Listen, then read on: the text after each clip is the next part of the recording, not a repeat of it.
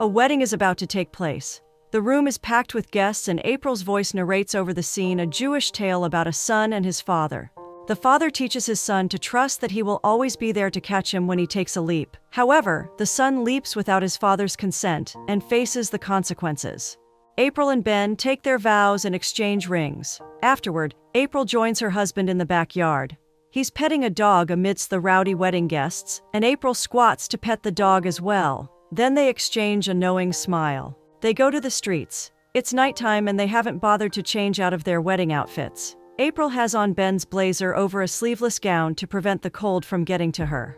The newlyweds end up in an amusement park where they both have fun in bumper cars. Trudy, April, and Freddie's mom will be spending Shabbat in the hospital. She's not happy about it and is especially cranky that her children are showing up late. April defends that she's only a few minutes late, and Trudy spits she's late because she's worked up, and she's worked up because she's trying for a baby. A baby won't come if she's worked up. April wants to be a mom, and for Trudy, that's easy enough. She can adapt. April wants to go through motherhood naturally. She's not ready for an argument and just wants to go ahead with the Shabbat rituals, so she lights the scented candles and starts to sing in Hebrew. Trudy, however, wants the last word. April is approaching 40, and Trudy wants a grandchild. She doesn't care if it's biological or not. April cares. She's adopted, and she expresses she could sense the stronger connection between Trudy and Freddie when he finally came. Trudy remains strong-headed, asserting no such thing happened. She treated the children equally. April comes home and Ben calls out to her. He's in the dining area and in a very demure mood. You know it's serious talk when a partner asks you to sit down, but April doesn't want to. She's also not ready to take off her coat. Ben struggles to come out with it. Bits and pieces allude to him wanting out of the marriage, though. April still finds a way to be supportive, offering him a tissue when she notices him tearing up. He realizes she still has her coat on and asks her why. Turns out she had a lingerie surprise for him underneath. They fall into a hug, but the attraction between them is strong enough for Ben to melt when she kisses him. A part of him objects, but ultimately they end up on the floor, overwhelmed with desire. When it's over, April looks like she hopes Ben will change his mind. But it doesn't work. He gathers himself and picks up a packed bag, then he leaves with the dog. April goes to work. She teaches at an elementary school, and her now ex-husband taught in the class, just right opposite. The first thing she sees is parents and children filing out of Ben's class and into hers. Her class becomes rowdy and chaotic. Ben dropped a resignation out of the blue and there's no substitute for his class. April will have to handle double the workload. Someone keeps referring to her as Mrs. Green, and she has to correct the person. Frank, a parent, immediately knows she's freshly separated and advises her first things first. She needs a nap. His daughter is hoisted over his shoulder, asleep, and he excuses himself to put her down somewhere. April steps out needing a breather. Frank joins her with more advice. She shouldn't let anyone set her up on dates. It happened to him, and it was a disaster. April confronts him about hitting on her. It's been barely 24 hours since Ben left, and the last thing she needs is someone flirting with her.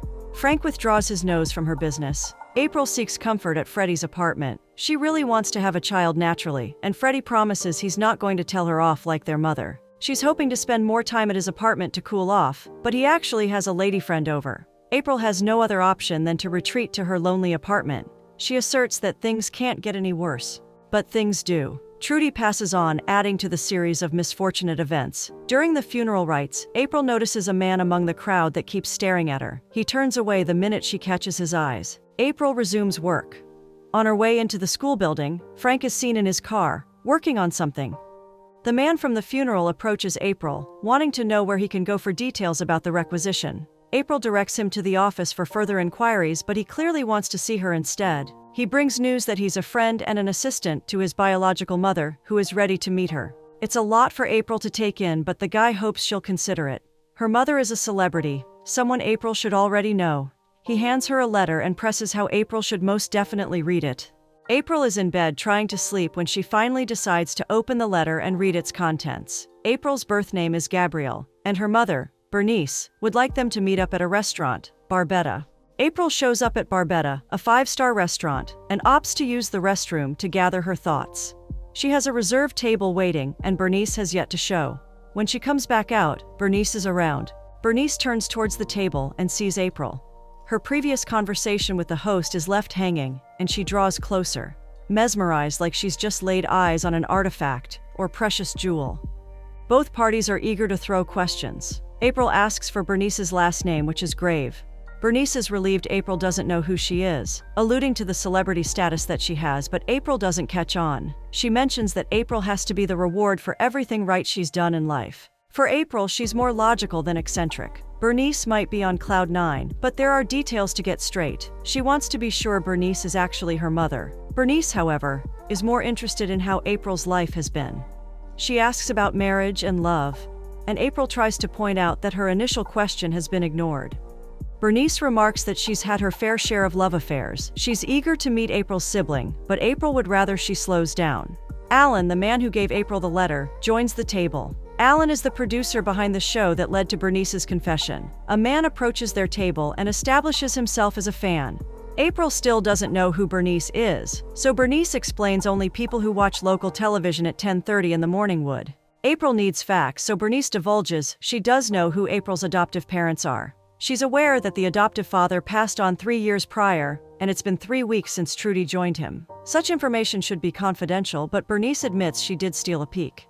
She had April for just 3 days before she gave her away. She goes on to state, this didn't stop April from being an important part of her life. April is inquisitive about Bernice's other family, so Bernice clarifies it's just her, no husband or children.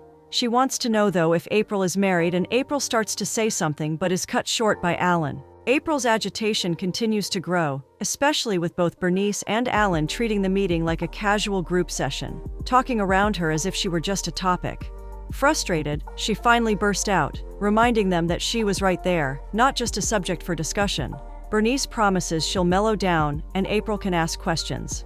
April starts with wanting to know why she was given up for adoption. Bernice doesn't give a direct answer, but expresses that April's adoptive parents' passing marks an end. It was the perfect time for her to reach out and ignite a new chapter for their promising mother and daughter relationship. April takes one good look at the unconventional woman seated by her side and decides she's had enough of the silliness. Bernice catches up to April and stops her in her tracks with the enticing prospect of knowing who her father is. Apparently he was famous too, but he's now deceased. Bernice elaborates on how she worked in a perfume department a few blocks away when she was just 15. This is where she met Steve McQueen, who was flirtatious. The story has April rolling her eyes in disbelief. Bernice believed Steve was separated at the time, and it was a one-night stand, but a memorable one, as she claims. April was conceived on the 4th of July. As for why Bernice gave her up, it wasn't by choice. Bernice's father was a religious man. He let his daughter live in her bubble for 3 days before bursting it to take her child away. April needs time to process all she's heard. She remarks she'll need to go home and really think about it. Bernice is fine with that, but would appreciate April driving her back to the restaurant they've hurriedly walked away from. In the car, Bernice hopes this isn't the last time she sees April. April wants to reach out on her own terms, and Bernice infers she'll need her phone number at least. She scribbles it on April's hand, so she's less likely to lose it. Later that night, April watches a Steve McQueen movie, trying to see the resemblance. At school, April and Frank meet again under unpleasant circumstances. His daughter is throwing a tantrum because she wants her mother. Father and daughter fall asleep in the hallway. April stirs Frank awake, and she goes on to apologize for being rude the other day. He understands how she could have read it the wrong way, and reveals he's been divorced for 4 weeks. He didn't mean to flirt, but she's attractive to him, so he can't say it was totally a mistake. April wants to talk about Frank's son's school performance. He's a student in her class, and she notes he has a talent for art. He's a mommy's boy, and takes after her because she's a painter, who's currently on a world tour with her boyfriend. April mentions she's noticed Frank in his car, and he elucidates. He writes, staying in the school's parking lot to write brings him comfort. He'd asked April if she had children and wanted to know why she didn't. She's excellent around them, and April interjects she probably looks old enough to have had a kid or two already. Frank ultimately hopes that she gets what she's looking for.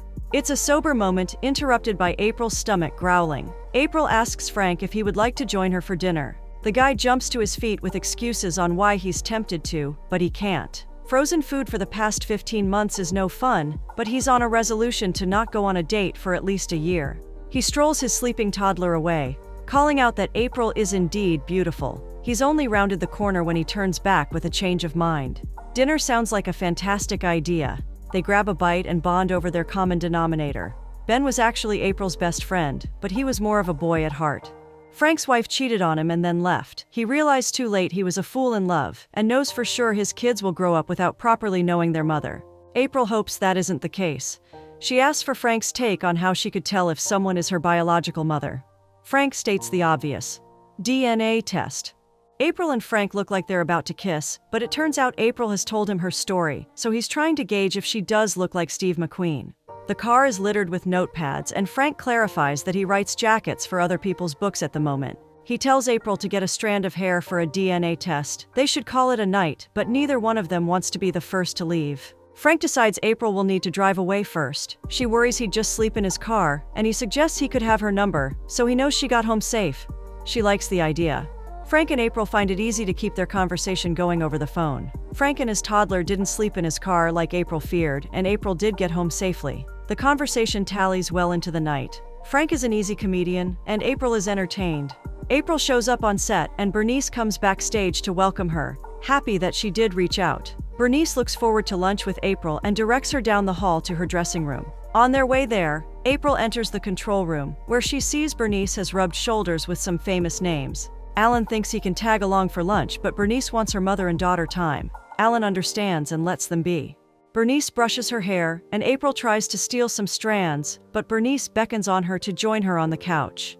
Bernice hands April a pair of baby socks and urges them to play a game that would help them get to know each other better. During the game, April admits that she's in the middle of a divorce. She doesn't really want to talk about it, and only brought it up because of the game. Bernice starts throwing questions regardless until April asks to use her hairbrush. Bernice clears out her hair from the bristles and trashes it before handing it to April. April is still determined to get that strand of hair and sneaks behind Bernice while she's looking for a record to play. Bernice turns around thinking April wants to give her a hug. She embraces April, and it's April's opportunity to finally get that hair strand, although she shouldn't have pulled so hard. Frank comes to pick up his son. April expresses how the school is a professional setting, and they should keep their conversations there that way. She's however enjoyed talking to him these past nights. Frank offers to help her dig up information on Bernice. He's dug up on Steve and hands over his findings. He hasn't gotten the courage to officially ask April out, but he's been thinking of her hard enough to stick his nose back in her business. From what he's gathered, Bernice's story above Steve being her father doesn't add up. April leaves a brute voicemail, confronting Bernice and her lies. She never wants to see Bernice again. Just immediately she gets a call from Frank, who confirms Bernice is indeed her mother. April and Bernice meet up. April is in no mood for Bernice's games and wants her to come clean. Bernice reveals April's father was quite ordinary, not famous, and in the grave. She lied and painted a different picture because she didn't want April to look for a man she herself had fruitlessly looked for. They'd had sex a couple of times, but they weren't a couple. They didn't keep in touch. Bernice continues to ramble on, bringing up April's divorce. The poor woman stays silent until she decides she needs her space. A lot has happened and she would like to meet up with Bernice again, but maybe when she's more settled. She starts to walk away, but Bernice follows. Bernice wants a chance to ask for 3 days to get to know April. She'd like to meet Freddie too. April gets Freddie's voicemail but relays the message. Bernice has an event coming up and April would like Freddie to accompany her. She hasn't heard from him in a while, and at least hopes he calls back soon because she's worried. April calls Frank after, but his son, Jimmy, picks up. April thinks she can get away with faking a voice and stating she called the wrong number, but Jimmy recognizes her voice and tells his dad she's on the line. April is embarrassed that she called during the day and wants to keep the call as professional as possible for the sake of the kids.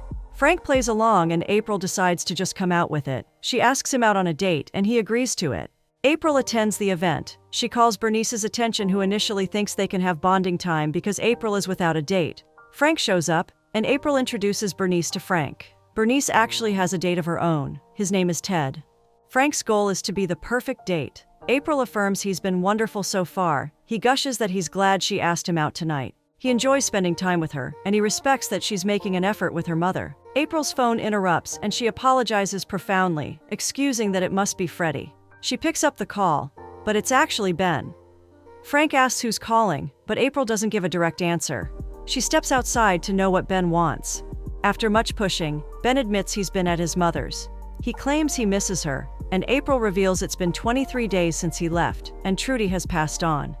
Trudy's passing is news to Ben, and he asks to see April. April doesn't want to see Ben, afraid it will lead to unwarranted He insists he'd like to come see her, and April reminds him he's broken their wedding vows. He hasn't seen or been with her through her worst. The bottom line is that his feelings are not strong enough, so April suggests that Ben stops trying.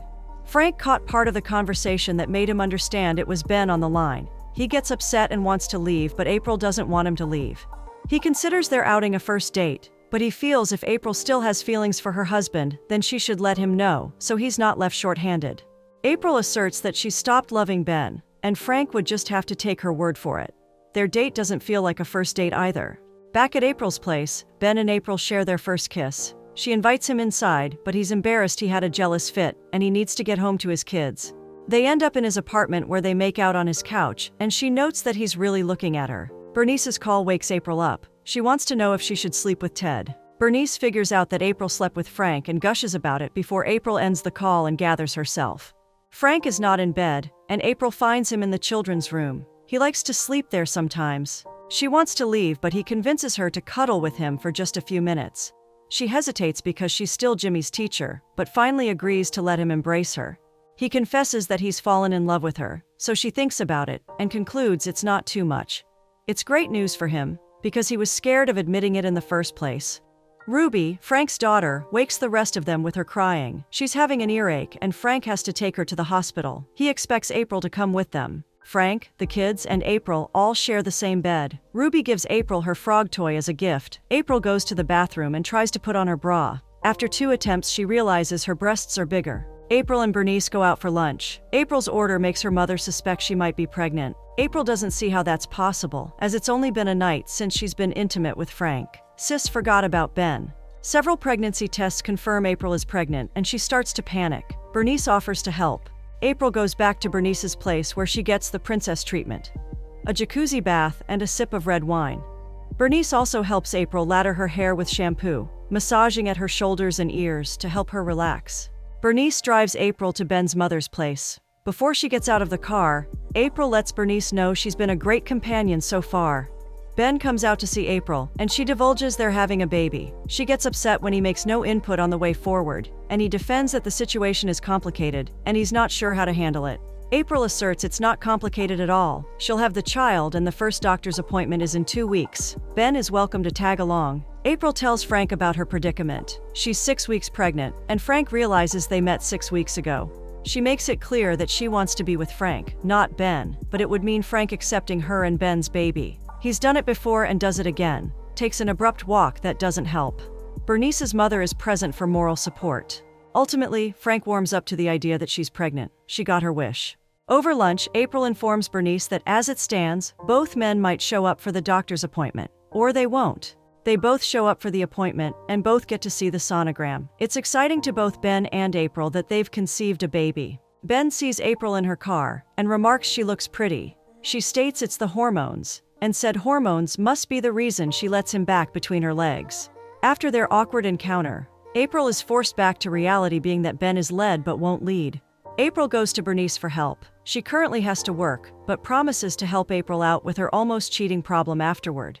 April hangs out in the control room where Alan thinks it's a great idea for her to see the episode Bernice did about her. The story Bernice told on live television is different from the one April has come to know. Bernice was the one who gave April up for adoption, and she made the decision after she'd been with April for a year. April hides out in Freddie's place. Bernice finds her there, and Freddie leaves them to talk. April just wants the truth, so Bernice comes out with it. She was 15 and her parents threw her out without sympathy. She tried her best for a year before she gave up. She's been avoiding the truth, but April makes her admit it. She chose building her life over building her kid's life.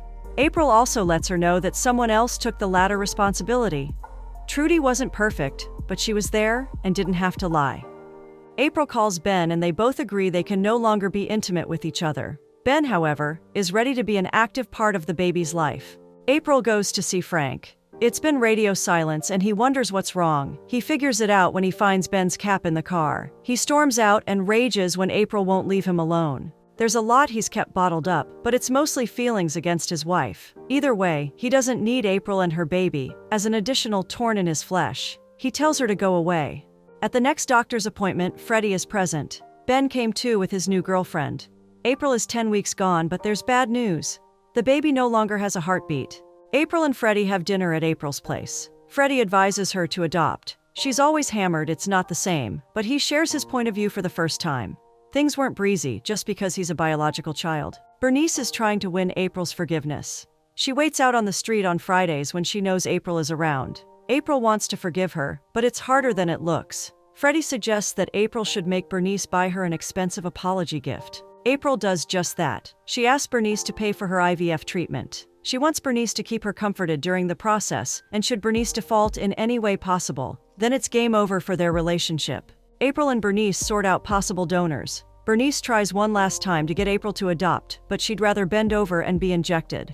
Bernice accompanies April to see a doctor. Bernice thinks April is going to pray before they start the procedure, but April has suddenly changed. Bernice asks the medical personnel for privacy, then drills April about her change of character. April was religious, but everything that has happened has dwindled her faith. Bernice suggests that God could be very much like her, difficult and complicated. April can see what Bernice means. She thinks of how she ruined things with Frank because of those same attributes. They let the personnel back in, and April decides she's ready to pray. April sorts Frank out at his house. He knows about the pregnancy loss and apologizes for calling the baby God-forsaken. April expresses her desire and willingness to be with him. She regrets hurting him and doesn't plan on doing it again, but she does know they won't be perfect. History might repeat itself, and they might decide to fall out of love. She's aware, but ready to take the risk. Bernice now has an established part in April's life. She helps Freddie with dishes in Frank's apartment. Frank's children are outside playing while Frank is watching April's adopted child. She takes over, and the scene plays on with April completing the Jewish tale about the father and son.